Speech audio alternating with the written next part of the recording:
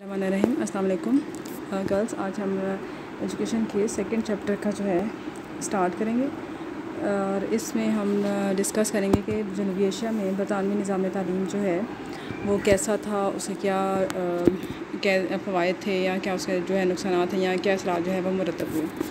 सबसे पहले इसके तारुफ़ में देख लेते हैं। अंग्रेज़ मौरख़ीन और ज़िम्मेदारान हुकूमत इस बात के मुतरफ़ हैं कि मुसलमानों के दौर में बरसग़ीर में तालीम आम और मुफ्त थी, मेयार तालीम भी बुलंद था और तालीमी सहूलतें भी मुयस्सर थीं। सर थॉमस मुनरो की 25 जून 1822 की रिपोर्ट पहली अहम दस्तावेज़ है जिसमें एतराफ़ है कि मदारिस के सूबों में हर 500 अफराद की आबादी में एक स्कूल मौजूद था और आबादी के 1/3 लोगों को स्कूलों की सहूलत मुहैया थी। मुंबई में तालीम की वसअत के बारे में R.V. प्रोलैकर कहते हैं कि हिंदुस्तान में पढ़े लिखे लोगों का तनासुब इतना ही है जितना यूरोपीय ममालिक में है। सूबा बंगाल और बहार की तालीमी हालत के मुतालिक सबसे ज़्यादा मुफस्सिल रिपोर्ट एक ईसाई मुबल्लिग़ विलियम आदम ने तैयार की। रिपोर्ट के मुताबिक अंग्रेज़ी हुकूमत के आगाज़ के वक्त सूबा बंगाल और बिहार में 5 से 10 साल की उम्र के बच्चों के लिए 1 लाख स्कूल मौजूद थे। इस लाइन को आप अंडरलाइन कर लें कि कौन कौन से सूबों में कितने स्कूल थे और कितनी साल की उम्र के बच्चों के लिए थे। तो 2 सूबों का नाम आ रहा है, सूबा बंगाल और बिहार। और कितने साल की उम्र के बच्चे थे? 5 से 10 साल की उम्र के बच्चों के लिए कितने 2 सूबों के अंदर कितने स्कूल थे? 1 लाख स्कूल मौजूद थे और जिसमें पढ़ने लिखने और इब्तदाई हिसाब की तालीम दी जाती थी। पंजाब के मुतल्लिक मिस्टर ऑर्नल्ड अपनी रिपोर्ट में लिखते हैं कि तालीम यहाँ आम है, मुसलमान, हिंदू और सिख सभी तालीम हासिल करते हैं, अलबत्ता असातिज़ा जो हैं वो मुसलमान हैं। बेशतर असातिज़ा बग़ैर किसी मुआवजे के तालीम देते हैं। ये मदारिस औकाफ़ की आमदनी से चल रहे हैं। लड़कियों के लिए जुदागाना स्कूल हैं।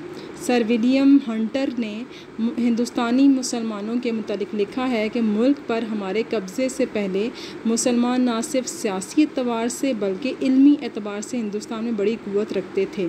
इनका निज़ाम तालीम आला दर्जे की ज़हनियत तरबियत देता था और ये हिंदुस्तान के दीगर तालीमी निज़ामों से बदरजा बेहतर था। इन मुख्तलिफ़ रिपोर्टों से अंदाज़ा लगाया जा सकता है कि अंग्रेज़ों ने जिस वक्त बरसग़ीर पाक व हिंद पर कब्ज़ा किया, इस वक्त मुस्लिम निज़ाम तालीम अपने अरूज पर था। कोई भी गाँव ऐसा मौजूद ना था जिसमें कोई मदरसा ना हो। इन इसके बाद हम देखते हैं कि अंग्रेज़ बरसग़ीर पाक व हिंद में तिजारत की गर्ज़ से आए और आहिस्ता आहिस्ता वो यहाँ पे हुक्मरान बनकर बैठ गए। ईस्ट इंडिया कंपनी ने तिजारत से एक नुमायाँ सियासी हैसियत इख्तियार की। 1757 में जंग प्लासी के बाद एक हुक्मरान ताकत बनकर उभरी। 1765 में मुग़ल हुक्मरान शाह आलम ने बंगाल, बिहार और उड़ीसा का इंतज़ाम अंग्रेज़ों के हवाले कर दिया। ये बहुत इंपॉर्टेंट पॉइंट है। 1765 ईयर को अंडरलाइन करना है। और जो मुग़ल हुक्मरान था, मुग़ल यानी जो मुसलमानों का मुग़ल हुक्मरान था, उसका नाम था शाह आलम। उसने अंग्रेज़ों को जो है 3 जो सूबे हैं बिहार, बंगाल और उड़ीसा, इनका जो निज़ाम था वो उनके हवाले कर दिया। यहीं से बरसग़ीर पाक व हिंद में अंग्रेज़ों की सियासी और तालीमी हिकमत अमली का आगाज़ होता है।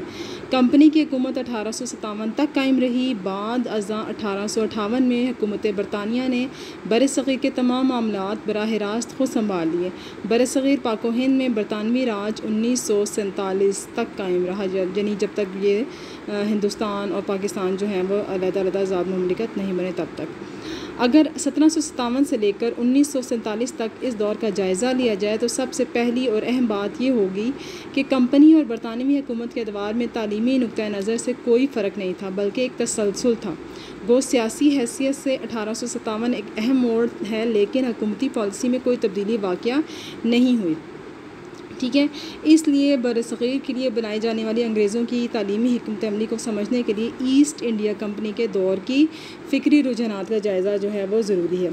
ईस्ट इंडिया कंपनी के बारे में थोड़ा सा देख लेते हैं कि अगर हम देखें तो 1757 में जंग प्लासी में कामयाबी और बंगाल पर कब्ज़े के बाद ईस्ट इंडिया कंपनी का राज आहिस्ता आहिस्ता मुसलसल फैल रहा था और ये कंपनी पूरे मुल्क पर काबिज़ होती दिखाई दे रही थी। इसलिए कंपनी ने बरसग़ीर पाक व हिंद के लोगों की ज़हनी तब्दीली के लिए ख़ुसूसी तौर पर तालीम के बारे में दूरस हिकमत अमली तैयार करने को अवलियत दी, क्योंकि इन्हें इल्म था कि फ़ौजी ग़लबा एक दिन ख़त्म हो जाएगा, लेकिन ज़हनी ग़ुलामी सदियों तक कायम रहेगी, जो सिर्फ़ तालीम के ज़रिए मुमकिन है। चूँकि इसकी जो सरगर्मियाँ थीं वो तिजारत तक महदूद थीं, लेकिन इसी दौरान कंपनी ने ईसाईयत की तबलीग के लिए भरपूर इक़दामात किए। इसके लिए उन्होंने मकामी लोगों को भर्ती किया और ईसाईयत की मुनज़्ज़म तबलीग के लिए अपनी कंपनी के ख़र्चे पर ईसाईयत की तालीम देना शुरू कर दी। 1698 में कंपनी के चार्टर की तजदीद करते वक्त बरतानवी पार्लियामेंट ने बाकायदा तौर पर एक शिक मंजूर की, जिसकी रूह से कंपनी के लिए लाजिम करार दिया गया कि वह हिंदुस्तान में कायम अपनी तमाम फैक्ट्रियों और तिजारती जहाज़ों पर ईसाई मुबल्लिगीन का तकर्रुर करे और हस्बे ज़रूरत ईसाईयत की तबलीग के लिए स्कूल भी कायम करें।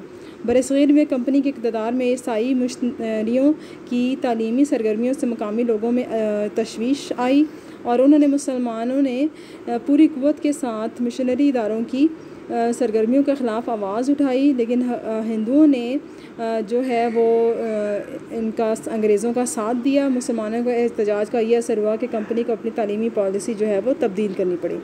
इस दौर में हिंदुस्तान में कंपनी की तालीमी पॉलिसी का बानी चार्ल्स ग्रांट था। इसको भी अंडरलाइन कर लें कि जो कंपनी का बानी था वो कौन था, चार्ल्स ग्रांट। वो ईस्ट इंडिया कंपनी का मुलाजिम था। बाद में एक ईसाई मिशनरी के तौर पर इसने पूरे हिंदुस्तान को ईसाई बनाने की मुहिम का आगाज़ किया।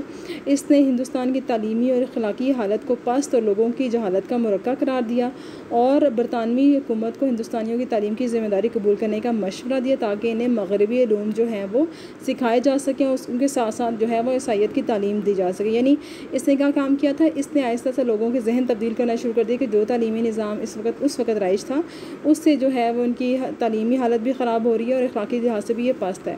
तो ज़रूरी है कि वो जो तालीमी निज़ाम ये इंट्रोड्यूस करवाना चाह रहे हैं उस पर अमल करें, ताकि इन्हें मगरबी इल्म भी हासिल और साथ साथ ईसाईयत का भी जो है तालीम दी जा सके।